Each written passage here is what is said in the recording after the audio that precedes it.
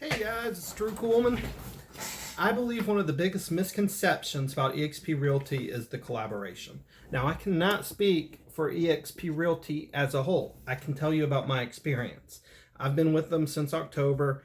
I've been blessed. I did not know I was entering the situation I was entering into. I'm in the most productive line at eXp Realty. What that means is our leadership is crushing it. And the reality is there's tons of lines crushing it. So with us being the number one productive line, it means we're doing something seriously right. And what it is we're having people who are selling their teams are selling over 500 houses a year, taking time weekly and bi-weekly to do classes for us. And not just these regular classes, this is what I do, duplicate me, model me. This is how you get there. The reality is well, even if I was in their market, I wouldn't intimidate them. They're like, here's what I do, Drew. But they wouldn't be as generous. Where I'm not going to sell anything this year in Tucson, Arizona. So if someone's selling 600 houses out in Tucson, Arizona, and if I sell houses, they get money. If their goal is to bring up everyone in their line, help me get people that I can support and encourage and make more productive. And then they want me to do the same. They want me to generate much more sales, be more productive, be proud of what I'm doing, share the eXp Realty line. People who tend to make a lot of money do so because they provide a lot of value. Then the ones who they become closest to, they really pull up if they want to be pulled up. If you want to fight, don't do it. Let me do my own thing. They'll let you go ahead and do your own thing. This other guy down here, he's asking to call me. Hey, I don't care if I sell 500 houses, a year. If you're selling and you want more, call me. This is when I'm free, no cost to you. I'm here to support you. That's their mentality, guys. Great system. I think there's no other model better for collaboration than eXp Realty. And it's kind of not what you'd expect because you're thinking, ooh, cloud-based, you don't have an office. Well, that's right. You actually have to kind of work to get in front of people. You have to get on the phone call or meet them face-to-face or get on Zoom calls with them. So the fact that you actually have to kind of take a little more action than just walking in the office, seeing what the conversation is of the day, seeing what agents are there. A lot of times the agents who are killing it aren't talking at the water cooler. They're out showing houses. The people there are maybe upset. They're gossiping. Like, really, are you getting just the high level expertise? And, anyways, I'm just here to share with you the notes that I got. This is just for the first call. I was actually on 3 calls yesterday. But let me go over the bullet points. If you have any questions, if you want expansion on these, just go ahead and comment down below or, of course, reach out to me. That's probably the easiest. Okay, so this call was for the coaching call was for people selling 24 transactions a year or more. So some of these may be the team leaders, some of them are solo agents, but at the end of the day, they're showing results. So this one's going to be more about time management. Okay, so these are the items we discussed.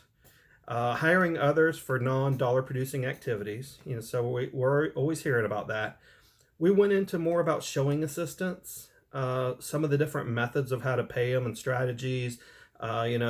Typically you structure it by either a closing bonus, pay by the door, pay by the hour with a mileage bonus. So, and some people do a little bit of a hybrid of each of those, but really you got to know who you're hiring, know their needs, and then structure it where it's a win-win. Okay, we talked about the splits you should offer to the buyer's agent on your team. The fears of why a lot of agents do not want to split transactions with other agents.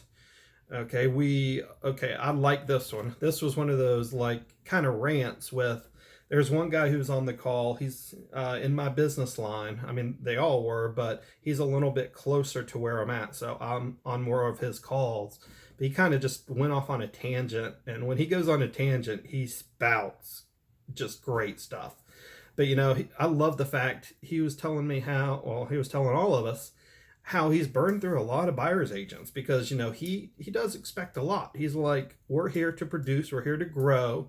If you're not on board to do that, you know, best wishes to you. But this is the advice he gave was, when you get a new buyer's agent, one of your roles is to go to your client and say, here, you know, I got a new buyer's agent. They're going to be, you know, helping show you the properties. I really want your honest feedback of how they're doing. So because he's letting his clients know the expectations from them, you know, they're kind of honored in the fact that they still have that communication, but he's getting real feedback. So if he starts getting some feedback, things aren't working, he can adjust quickly. He can train them up better. He can say, okay, you know, what areas do we need to fix? And if it's not working, you know, he can just, you know, basically say, this isn't working. Maybe you need to generate your own leads, or, you know, basically they may not be a team going forward because it's not the right fit. Anyways, I like that. Talking to your clients to set expectations with them, set expectations with the new buyer's agent, and then that's going to make everything go smoother. Okay, how many leads you have to generate per month if you have a buyer's agent. Because the reality is when you take someone's livelihood, you know, if you're partly in control of that, you need to put them in a position to win. So there needs to be X amount of leads per month, new leads that buyer agent receives. So, you know, we went over those numbers. We went more into the KPIs, key performance indicators, talking about how many conversations you need for the appointment, how many showing sessions do you need for the offer. You know, once you start knowing these numbers, you can really predict your business by the action you're taking. And they're talking about with the newer agents, how sometimes they have them do that daily activity report, which again goes back to those key performance indicators. The biggest summary of this was, you know, you must master your time. So, you know, at the end of the day, that was kind of the highlight of this one. We're going over leverage, mastering time, some of the best practices for how you can expand. I hope you enjoyed this one. I also was on a call yesterday for the agents who are doing 24 and under deals. So I'm going to do a second video on that one. I'm not going to do notes on the third class from yesterday. So, because that may not apply to just a lot of agents who are not with eXp Realty. Reach out to me if there's anything I can do. I hope this helps. If nothing else, it helped me do a summary. You know what they always say, I wouldn't necessarily call this teaching, but by doing these, it puts it back in my brain. So even if no one ever watches this, no one ever comments, I win. I just solidified it in my head. But it's really, I'm doing this for you. I'm hoping some agents see this. If nothing else, it just says, I remember that. I need to act on that this month and have some extra results in their business. Hope you're doing well. Drew Kuhlmann, eXp Realty Columbia. If you're with eXp or not with eXp and you have someone moving to Columbia or Lexington, South Carolina, please let me know. Talk to you soon. Bye.